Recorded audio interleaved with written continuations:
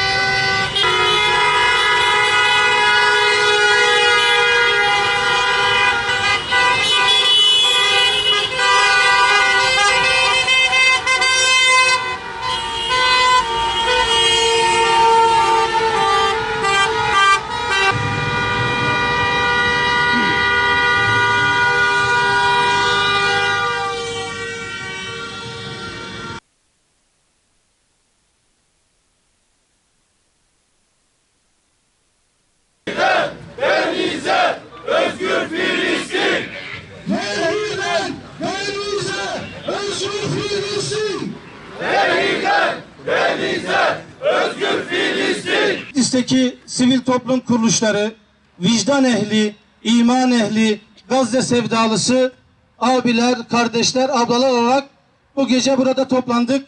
Farklı ülkelerinden çok değerli aktivistler, çok değerli düşünürler ulaşmak için bir aydır yollara düştü.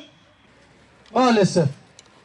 İşte vicdan ehli bir topluluğuna gelse bile bizim için vazgeçilmezdir demek için programlar yapacaktık. Ama bugün Sumut gemisi, inanın yola çıkanlar kazandı. Bismillahirrahmanirrahim.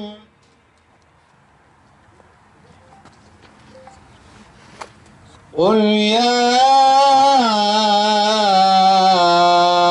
eyyuhel kafirun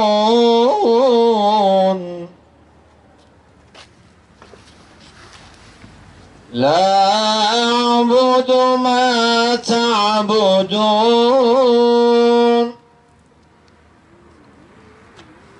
ve la entum abidun ma a'bud. Avrupa topluluğu gerçekten baktığımızda bir bataklığın içine saplanmıştı. Allah'ın o kullarına Gazze bir rahmet olarak yetişti. Emin olun hiçbir din, hiçbir mezhep, hiçbir ırk, hiçbir dil onların uyanışına vesile olamazdı. Bugün Gazze'den dolayı vicdani bir hareket dünyada başladı. Elhamdülillah.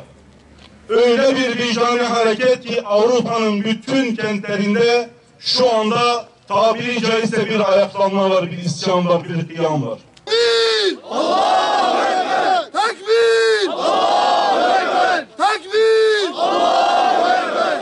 Gazze şereftir. Gazze izzettir. Gazze onurdur.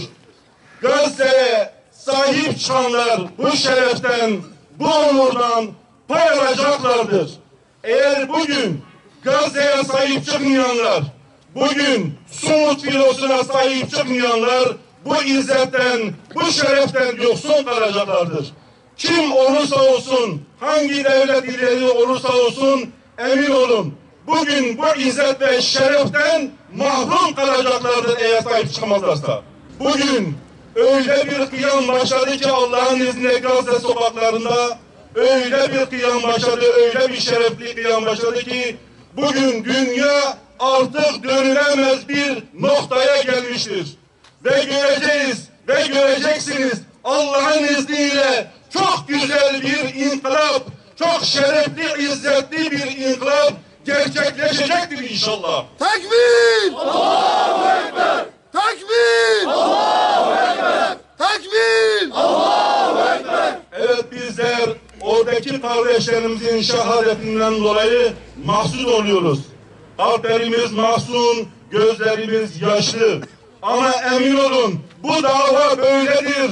Hazreti Adem'den günümüze, günümüzden ahirete kadar bu dava kurbanlarla, şehitlerle ayakta kalmıştır. Ve ayakta kalacaktır Allah'ın izniyle. Değerli kardeşler, onlar bizim fidanlarımızı kesmeye çalışıyorlar. Ama biliyorlar ki milyonlarca fidan Allah'ın izniyle, o şehitlerin kanı bereketiyle şu anda yeryüzüne çıkıyor Allah'ın izniyle. Onlar bunları görecekler. Onlar nasıl bir inkılapla devrileceklerini Allah'ın izniyle görecekler. Biz buna yakın olarak iman etmişiz.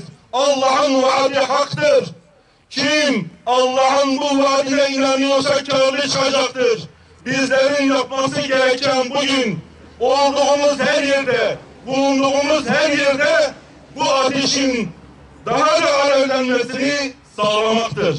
Allah için meydanlarda olalım. Allah için Gazze'yi gündemden düşürmeyelim.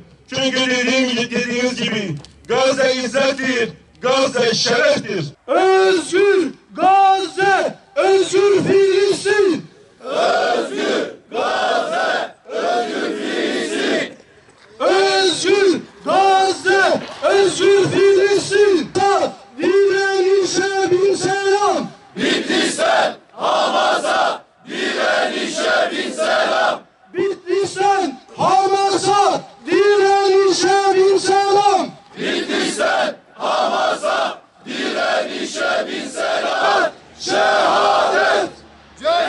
Cihat! Şehadet!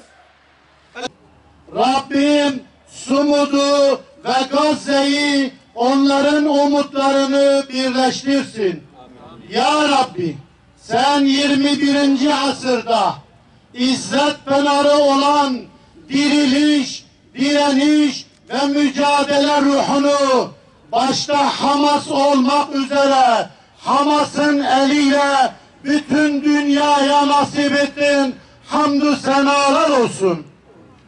Ya Rabbi, despotların, zalimlerin, zorbaların yaptıklarını yanlarına kar bırakmayarak, zamanın aslanlarını, zamanın kahramanlarını çıkartın.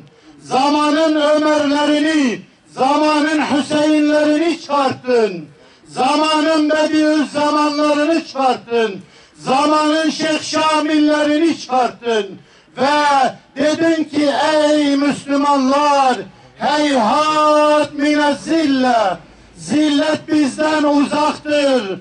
Ve bu şekil zilleti kabul etmeyerek dünyanın despotlarına, Amerika'nın şeytan imparatorluğuna, İsrail'in terör devletine karşı dimdik durmayı nasip ettin. Hamdü senalar olsun sana. Katil İsrail, işbirlikçi ABD. Katil İsrail, işbirlikçi ABD. Yaşasın ümmet dayanma kardeşine